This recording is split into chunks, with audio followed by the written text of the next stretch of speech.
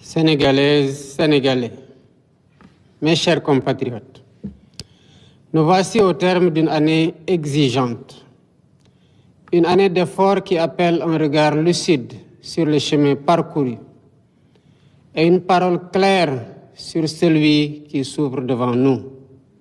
Ce moment est d'abord celui de la reconnaissance. Reconnaissance envers nos forces de défense et de sécurité, qui accomplissent leur mission avec professionnalisme, discipline et un sens élevé du devoir.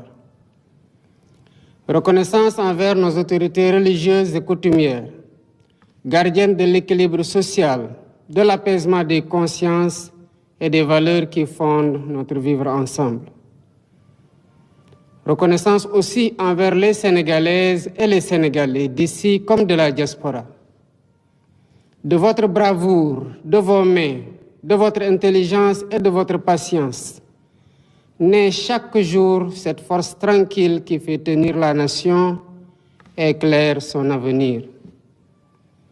Mes chers compatriotes, le serment que j'ai prêté devant la nation et devant Dieu engage ma conscience et ma responsabilité au plus haut niveau. Il exprime mon devoir de respecter la Constitution, de protéger la République et de servir avec la même exigence chaque Sénégalaise et chaque Sénégalais. Cette fidélité au serment s'accorde avec une fidélité tout aussi essentielle, celle qui lie notre action au projet de transformation que nous avons porté devant le peuple.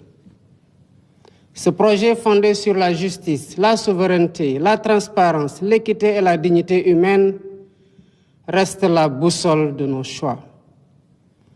J'y demeure attaché avec la même constance dans l'esprit du Djoub, Djoubal, Djoubanti.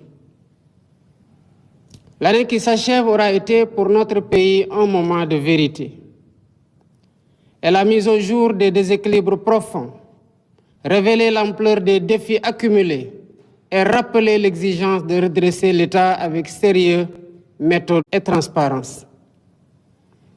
Un travail approfondi a été mené à l'interne et avec nos partenaires afin d'établir un diagnostic partagé et de dessiner des solutions durables. Dans le même mouvement, des avancées concrètes ont été réalisées.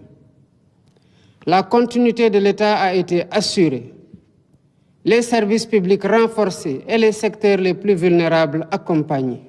La baisse progressive des prix des produits essentiels s'est traduite par un allègement réel du coût de la vie. Les mesures de réduction des prix de plusieurs produits essentiels ont représenté 342,5 milliards de francs CFA d'économies pour les ménages en 2025. Cet effort se poursuivra en 2026. Je tiens à cet égard à saluer l'engagement du Premier ministre Ousmane Sonko et de l'ensemble du gouvernement. L'amélioration progressive de l'environnement des affaires, l'intensification de notre diplomatie économique et la tenue du Forum Invest in Sénégal ont renforcé la crédibilité du pays et consolidé son positionnement comme une destination d'investissement fiable et attractive. Cette exigence d'équité s'est prolongée par un soutien accru à l'autonomisation économique des femmes et des jeunes, avec l'émergence de 1060 coopératives productives solidaires. Dans le domaine de la santé, le gouvernement a constamment cherché à améliorer le quotidien des familles. Des structures de proximité ont été ouvertes ou réhabilitées, les plateaux techniques renforcés, le SAMU rapproché des terroirs et des maternités mises à niveau. Cet effort s'est traduit en 2025 par l'ouverture de 34 postes de santé et le déploiement de 76 ambulances médicalisées. L'année 2025 a également marqué des progrès décisifs dans le champ productif, notamment grâce à la mise à disposition d'équipements appropriés et d'intrants suffisants aux acteurs agricoles. Dans les campagnes, la production céréalière a dépassé 2 500 000 tonnes, tandis que la filière arachidière a retrouvé une dynamique porteuse. L'industrie a connu un tournant avec la relance de la Sonacos. Après 2 années d'arrêt, recréant plus de 2300 emplois directs.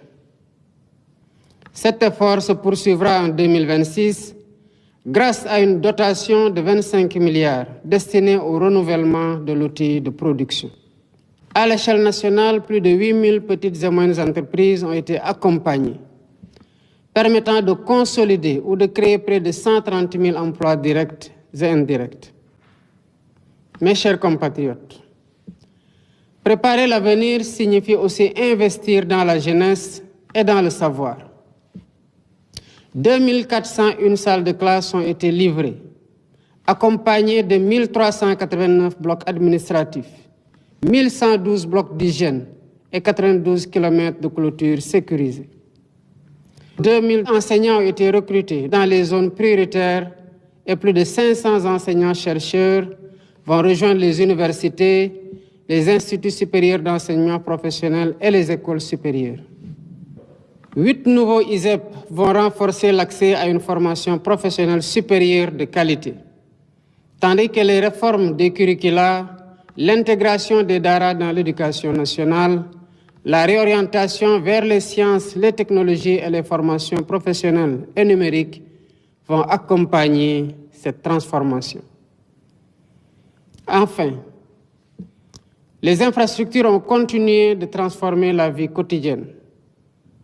Près de 280 km de routes ont été livrés. Plus de 100 km de pistes rurales ont reconnecté 86 localités. Et l'accès à l'eau potable comme à l'électricité s'est élargi, avec 831 799 concitoyens qui ont eu pour la première fois accès à l'électricité. Ces résultats, parmi d'autres, rapprochent les familles, soutiennent l'activité économique et redonnent souffle à des zones longtemps enclavées. Mes chers compatriotes, l'année 2025 a été celle de la rigueur et de la résilience, ainsi que celle de la consolidation de la transparence et de la vérité dans notre démarche. Grâce à une réduction drastique du train de vie de l'État, à une gestion plus exigeante, à la renégociation des contrats et à la rationalisation de plusieurs niches, l'État a dégagé plusieurs ressources qui seront intégralement consacrées aux investissements prioritaires de 2026. L'année qui s'ouvre sera ainsi celle de la relance effective de l'investissement public. Dans l'éducation, afin d'accélérer l'éradication des abris provisoires et améliorer les conditions d'apprentissage, 29 milliards sont prévus au titre de l'année 2026, sur un budget global de 62,8 milliards destinés à la construction et l'équipement de 2500 salles de classe, 300 blocs administratifs, 50 000 mètres linéaires de clôture et 480 blocs d'hygiène, entre autres. L'enseignement supérieur et la formation professionnelle et technique ne seront pas en reste, avec un budget prévisionnel de 31 milliards pour la construction, la réhabilitation et l'équipement des bâtiments dans les universités notamment. La santé bénéficiera d'un effort majeur, avec 91 milliards de francs CFA destinés à la construction de 35 centres de santé de proximité de grand standing, à l'achèvement de l'hôpital oncologique de Diamniadio et au renforcement des plateaux médicaux sur l'ensemble du territoire national. L'accès à l'eau constituera une priorité stratégique. Le grand transfert d'eau sera lancé avec un premier investissement public de 50 milliards. Il permettra de mobiliser un volume de 1 800 000 mètres cubes par jour, afin de prendre en charge sur le long terme les besoins en eau potable des centres urbains de Dakar, Mbour, Thiès et de Touba, sans compter l'irrigation de près de 15 000 hectares en appui aux objectifs de souveraineté alimentaire et de renforcement du secteur de l'élevage.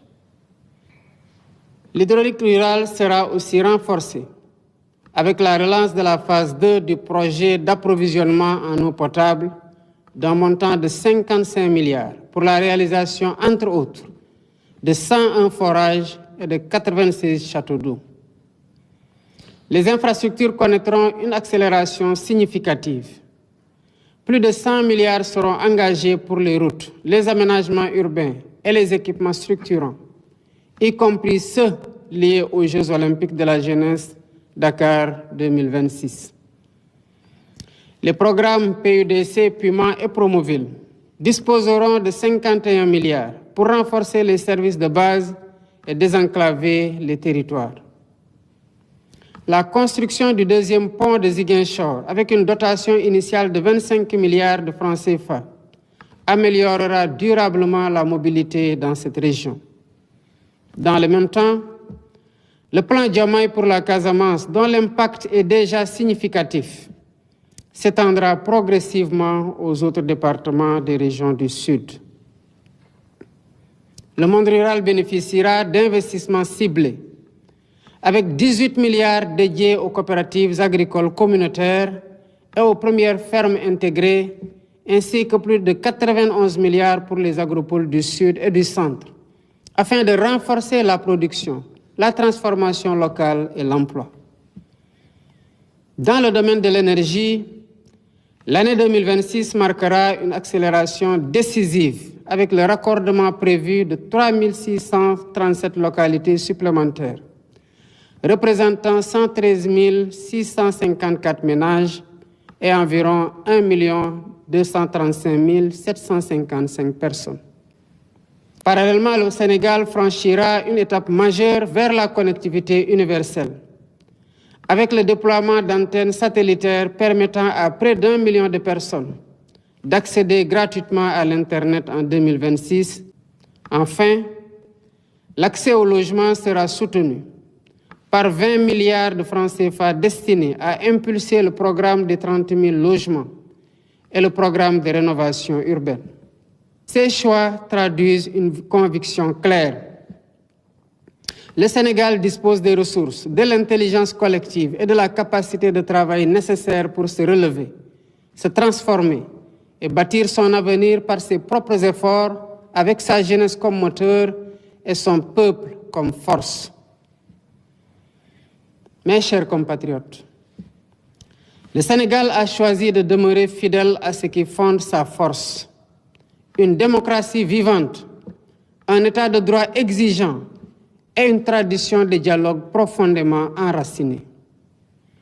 C'est dans cet esprit de continuité et de responsabilité que les réformes engagées ont été poursuivies afin de renforcer la solidité et la crédibilité de nos institutions.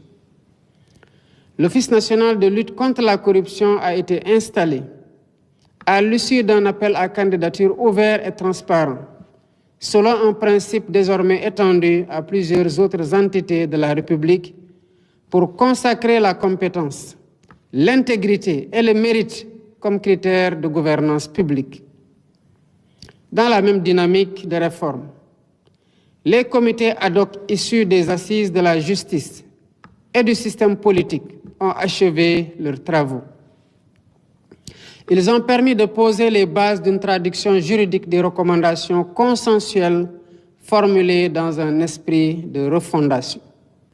Mes chers compatriotes, au cœur de notre nation, la jeunesse constitue une force qui ne s'érode jamais, malgré les épreuves. C'est d'abord pour elle que j'ai décrété l'année 2026, année de l'emploi et de l'économie sociale et solidaire. Notre pays accueillera les Jeux olympiques de la jeunesse Dakar 2026, premier événement olympique sur le sol africain. Je continuerai donc à remplir cette mission avec humilité, écoute et lucidité. Rien ne m'en détournera. Rien ne primera sur l'intérêt général. Rien ne sera jamais placé au-dessus de la paix, de l'unité et de l'intégrité du Sénégal. L'État poursuivra sans relâche la prévention, la protection des victimes et la sanction implacable des auteurs, afin que la dignité, la sécurité et la vie soient garanties à toutes et à tous. Que l'année 2026 apporte la santé, la paix des esprits et l'harmonie dans tous les foyers. Je vous souhaite à toutes et à tous une bonne et heureuse année 2026. Que Dieu bénisse le Sénégal et l'Afrique. Vive la République.